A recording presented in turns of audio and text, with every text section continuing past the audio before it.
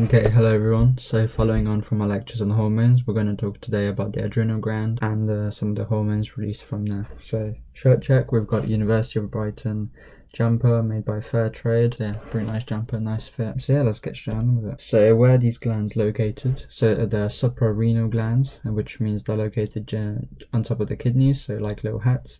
They have a very rich blood supply due to being next to the kidneys, and they're made up of this outer cortex and inner medulla. The cortex is made up of 3 layers or zonas, and there's glomerulosa, fasciculata, and reticularis. So if we talk about some of the hormones produced from there, we've got these catecholamine, and they're stored in membrane vesicles, and they're transported in blood or loosely bound to proteins. And yeah, so they signal through these adrenic receptors, and then the 3 catecholamines are dopamine, noradrenaline, which is more of a neurotransmitter than a hormone, but still has some effect, and adrenaline, which is the pure hormone, also known as epinephrine and norepinephrine if you're from the US. So these hormones are made from the tyrosine, so again, a very important amino acid, and they're released from the medulla by nerve impulses from the hypothalamus. So then we talk about our steroid hormones.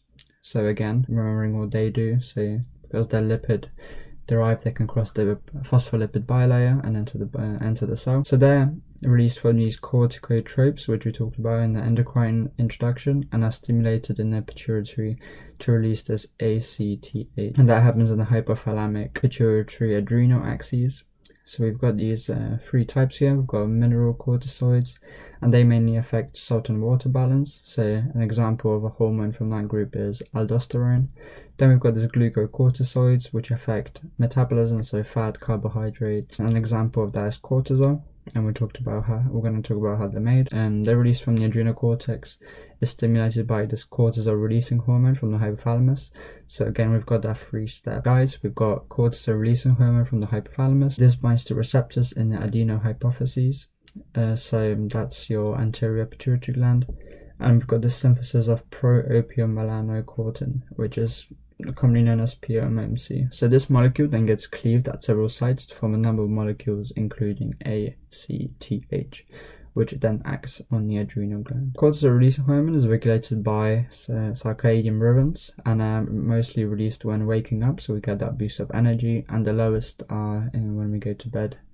And this again has a negative feedback loop to the hypo and pituitary. When levels are high, so less of it is secreted, so we don't go. And so when we need to sleep, we don't have this rush of cortisol. If we talk about the steroidogenic pathway in the adrenal and see how these hormones are produced. Firstly, in the adrenal cortex and this regulation by ACTH, we've got cholesterol so first enzyme.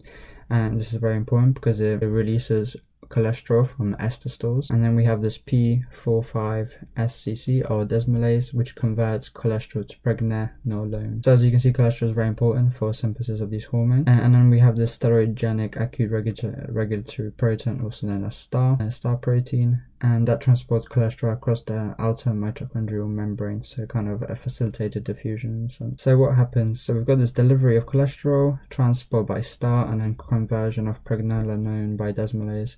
And this pregnenolone is a starting block for all the hormones made in the adrenal zonas. Thus we've got aldosterone made in zona glomerulosa, and that affects electrolyte composition of the body.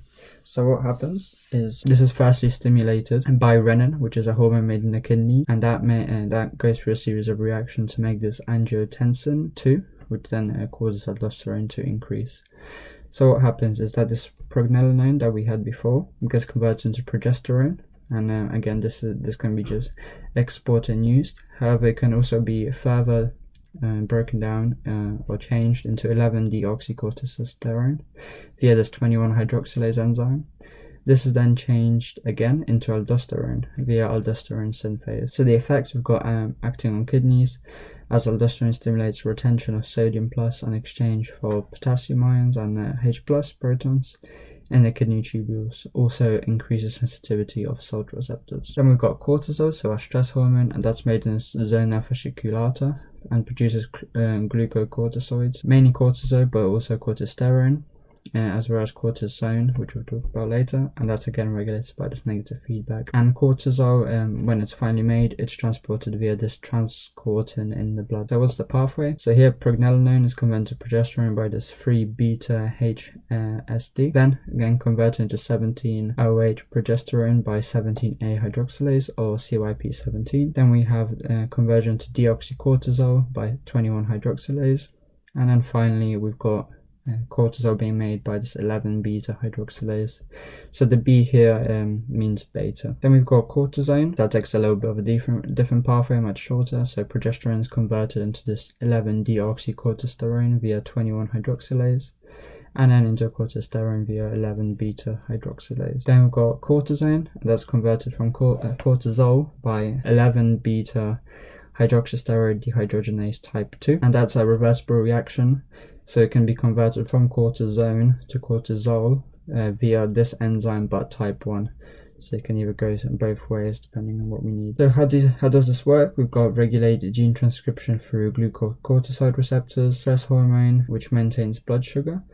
It also acts as an anti-inflammatory and inhibit allergic reaction. Then we have Androstenedione, which is made in the zona radicularis, and some of these are converted into estrogen. So then we've got these adrenal androgens. So how is this made? So we've got pregnenolone again into this 17-OH pregnenolone via this CYP17. Then we've got two choices. So firstly, we've got this DHEA being made again by CYP17. Then this DHEA can be either made into DHEAS via sulfotransferase, or DHEA can be made into this androstenedione via 3-beta-HS. And the effect have a juvenile rhythm, crucial in learning and social behaviors in children, and it's also a precursor of testosterone and estrogens, so it's very important. So if we talk about now deficiencies of these hormones or hyperactivity, first we've got Addison's disease. So this is insufficiency of these hormones, and it's mainly caused by this autoimmune destruction of the adrenal gland, and we have got these effects on mineral and glucocorticoids. So because this cortisol hormones, we have this effect on the pituitary to release more ACTH. Similarly, when we have low thyroid hormones, we get an increase in thyroid stimulating hormone to act on that at low levels. So it's the same vibe here. So symptoms, we've got weakness, weight loss, poor appetite, and also this skin pigmentation, because high ACTH stimulates melanocytes to release melanin. So your skin could get darker as well. Then we've got on the other side, we've got Cushing syndrome, which is hyperfunction, and that's mainly glucocorticoids. So we've got this elevated ACTH due to pituitary adenomas, and most symptoms are caused by excess cortisol here. So symptoms, we've got this moon face, so we've got this increase in mass around some areas. We've got also purple striae, which are stretch marks, excessive bruises, and we can also get back pain as well. On a different front, we've got this Con syndrome, and that's excess aldosterone, so mainly mineral corticoids, and that's mainly caused by adrenal adenoma again, and it's seen to be 3 times more prevalent in women than men for some reason. And we've got this hypertrophy of zona glomerulosa, where this aldosterone is made, and that can lead to hypokalemic alkalosis. And then we have this congenital adrenal hyperplasia, so that covers a load of diseases to do with deficient enzymes. They're mostly inherited and recessive. So we've got this ACTH which will increase hyperplasia of the glands, so basically get them bigger. The most common enzyme deficiency can be one or can be many. The most common one is the deficiency in 21 hydroxylase, and that's due to mutation on the CYP21 gene, and that causes life-threatening sodium loss in neonates, as we have got this aldosterone and cortisol insufficiency. But some obviously of these may not be present until adulthood. Then we've got these enzyme and transport issues, which are less common. We've got this Wolman disease, which causes lysosomal acid lipase deficiency, and that can cause calcium deposits in the adrenal glands. They've got Niemann-Pick disease C transporters, so that's a group of lipid storage disorders and can cause progressive neurodegeneration. We can also have this deficiency in the star protein, which can cause adrenal hypertrophy, and obviously it's a big issue if we can't get that cholesterol across the membrane to synthesize hormones. Then we've got aldosterone resistance on the PH1 gene, and that's lack of aldosterone mutation in the ENAC subunits, so we've got lack of sodium ions.